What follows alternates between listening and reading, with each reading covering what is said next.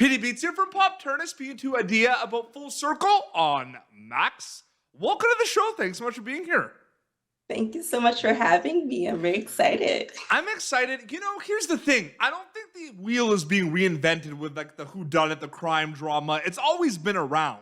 However, I do feel like, Adia, there has been this surge of popularity and interest of that kind of content specifically. You know what I mean? Like in the last 5-10 years. What's that like kind of being part of a show like Full Circle at a time where there really is kind of an appetite for crime and whodunit specifically? Ah man, I'm just like it's crazy to me because it just feels so surreal. I actually just went to Times Square not too long ago to see like the whole billboard and everything.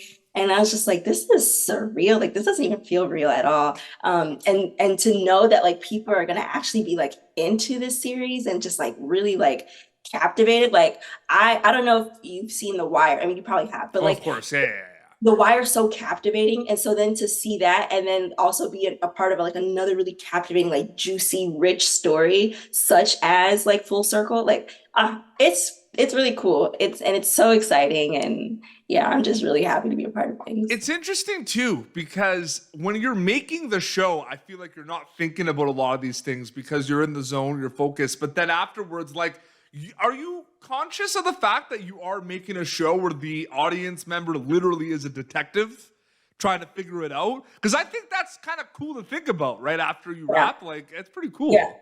Yeah, actually, so I just watched like the whole show maybe like a couple weeks ago, and I've Mhm. watched it like 4 times because I feel like each time I'm just learning more and more and more because there's just all these little clues, and you're like, oh yeah, you really are like you're really keyed in when watching the series. Like, and you cannot like you can't be on your phone No. multitask. You Phones have away. You have to the pay phones attention. away, computers away, put the dog in the crate and sit down and just like Yes. watch because it's really intense and it's like you gotta be keyed in. Yeah. Um, in terms of like getting involved, audition process and everything, I love asking this question, Adia, because every time it's a different situation depending on the project. Sometimes you know a lot about the project before the audition, sometimes you don't know anything. What did you know about the project when you were kind of like auditioning for it specifically? I just knew that I was auditioning for a Guyanese character for a Soderbergh project. And that's That it. Like that's it. Literally. Yeah, I didn't Yeah. know the cast. Like I didn't know until I got into the office, the casting office, and pre-production, like maybe 2 weeks before we started shooting. That's when I found out like the whole cast and I lost it. I really lost it. There's like a photo somewhere of me just like screaming. Because I was just like, what is happening? I didn't realize this was this kind of show. But then of course it's Steven Soderbergh, so I should have known. But I was just like, whoa. Is there kind of some mindset preparation knowing that a lot of the stuff, maybe whether it's with your character or not, like there is tough subject matter in the show, a lot of crazy things happen that are not an easy watch sometimes.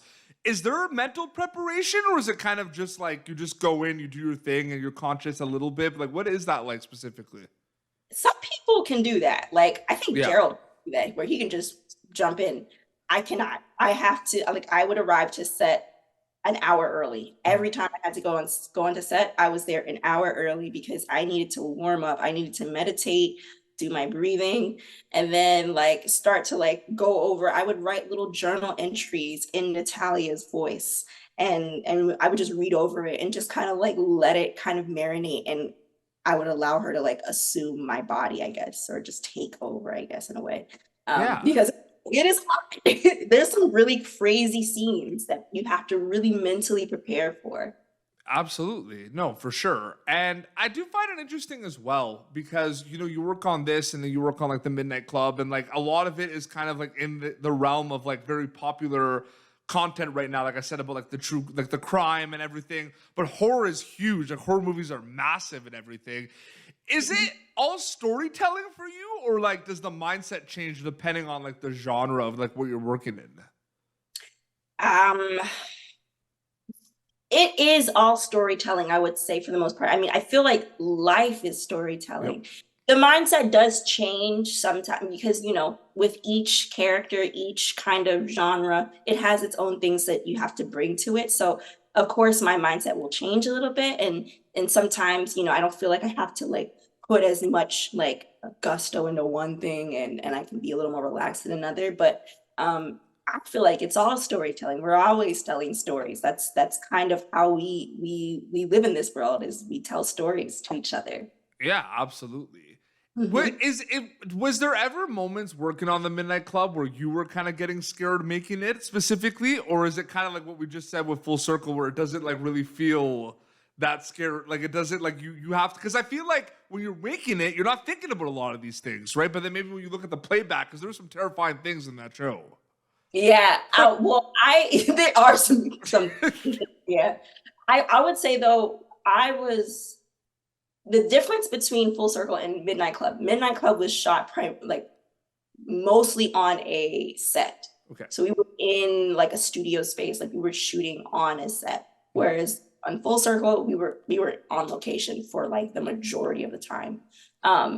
So I actually was scared at times, but maybe not for the reasons people might think. It was like a construction site in the Midnight Club. So I was like, should we not have hard hats on? I was like safe, like health wise, safety. Yeah. Like, walking around here like it's nothing, and there's a giant like crane just right next to the stage. I was like, I'm scared for that, but Oh man. otherwise I didn't. I did not expect you to go no, because it's just like I find it interesting because and in Full Circle, was there a lot of different locations specifically for your stuff, or was your stuff mainly in like a couple like the same locations? No, we were all over the place within Brooklyn and New York or Manhattan. So it Mhm. wasn't like we were all over the place too much, like going like out of the state. Yeah. Although we did go upstate a little bit, and then we went to Guyana as well. Okay, absolutely. For I 2 days. I do find it interesting because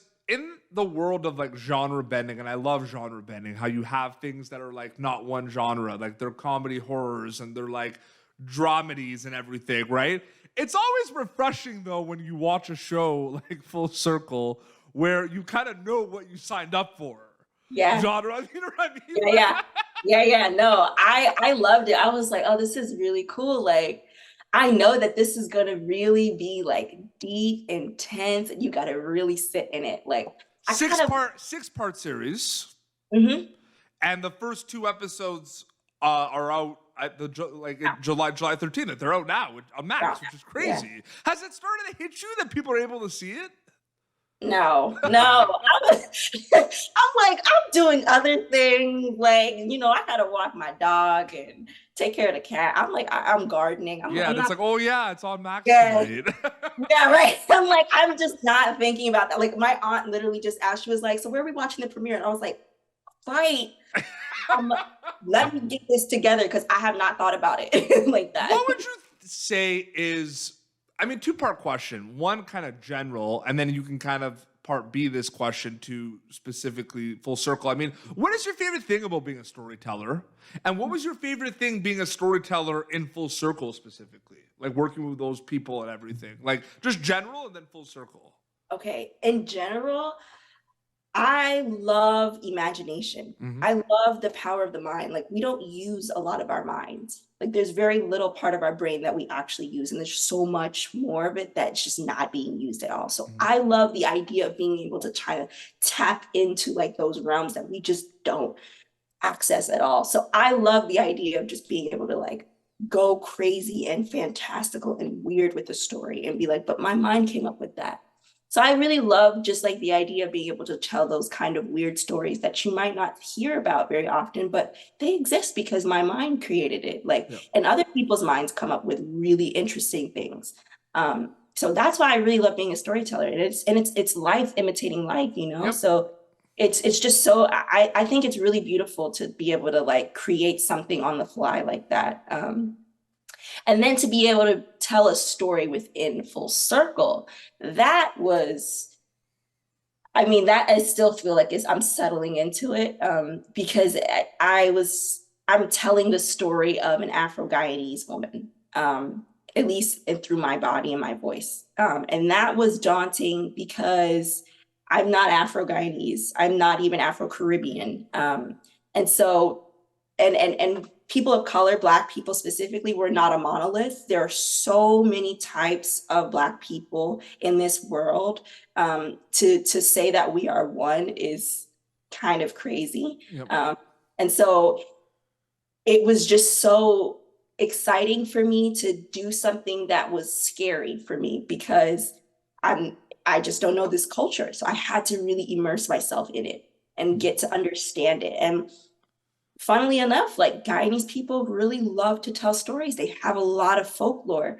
And so it was just so interesting to be able to see that and be able to like see the similarities that and see the things that I really enjoy and be able to kind of use that to inform my way of being in Natalia or using Natalia's voice. That's very well said. No, absolutely. And, we said it the first 2 episodes of the 6-part series Full Circle on Max are premiered today, so they can check out the first 2 episodes and then just kind of play the waiting game every week, kind of just have those dinner table prediction conversations and just wait for the episodes to roll out on Max. Adia, it's so great chatting with you. Thanks so much for your time.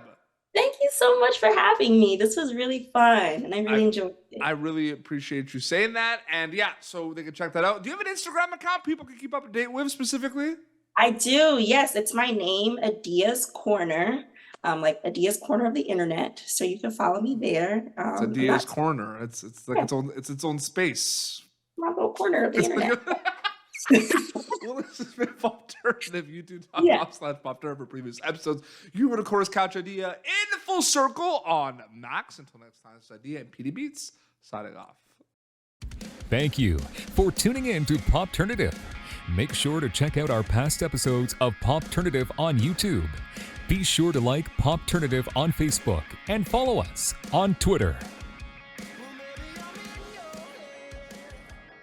This has been an Autograph Communications production.